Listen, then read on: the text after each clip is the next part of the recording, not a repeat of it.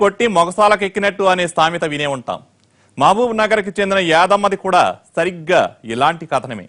ప్రియుడితో కలిసి మొగుడిని చంపి కనిపించడం లేదంటూ 3 ఏళ్ల పాటు నెట్టుకొచ్చింది. ఇంతకీ ఈ విషయం ఎలా బయటపడింది ఇప్పుడు చూద్దాం.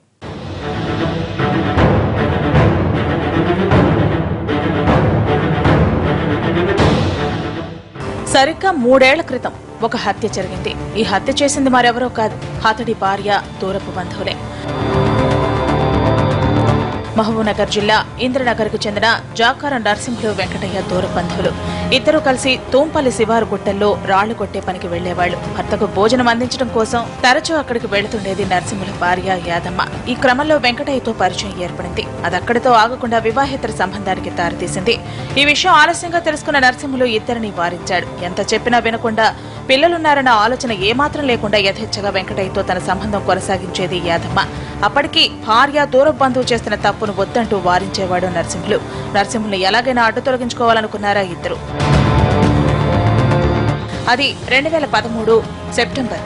పేర్ల పండగకు 3 రోజుల ముందు తూంపల్లి శివార్లో గుప్తనిధులున్నాయని నమ్మించారు యాదమ్మ, వెంకటయ్య. నిజమేనని నమ్మి వాళ్ల వెంట నిధుల తవ్వకానికి వెళ్లాడు నరసింహులు.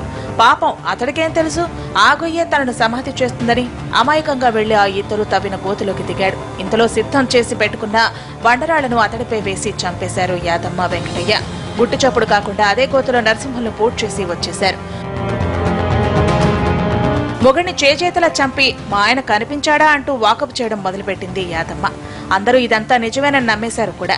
యాదమ్మ, వెంకటయ్యల వివాహేతర సంబంధానికి అడ్డంకులు తొలగడంతో 3 ఏళ్ల పాటు సాఫీగానే సాగింది వ్యవహారం. భర్తలా అన్ని తానే చూసుకున్న వెంకటయ్యలో మార్పు వచ్చింది.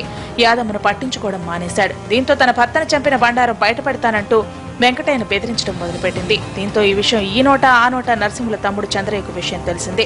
చంద్రయ్య వీఆర్ఓ గోపాలకృష్ణకు కంప్లైంట్ చేశాడు. దీంతో రంగంలోకి దిగారు పోలీసులు.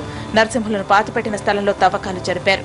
నరసింహులు దుస్తులు, ఎముకలు లభ్యమయ్యాయి. ఫోరెన్సిక్ నిపుణులు వీటిని స్వాధీనం చేసుకున్నారు. ఇద్దరిని అదుపులోకి తీసుకుని రిమాండ్ కు తరలించారు షాద్నగర్ పోలీసులు. శరీరం పైన వేస్తే అతను అక్కడికక్కడే మృతి చెందగానే అదే గుంతలో మట్టి వేసి పూడ్చినారు.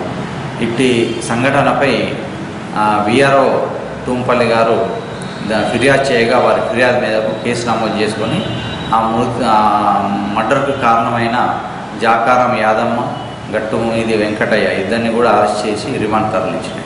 మృతుడు నరసింహులకు ఒక కూతురు, కొడుకు ఉన్నారు. అయినా సరే యాదమ్మ పిల్లలిద్దరి భవిష్యత్తును మరిచి బాధ్యత రాహిత్యంగా ప్రవర్తించింది. తండ్రి చనిపోగా తల్లి కటకటాల పాలవగా ఇప్పుడు ఈ చిన్నారులకు దిక్కెవరు? ఇదే సమస్యగా మారింది గ్రామస్తులకు.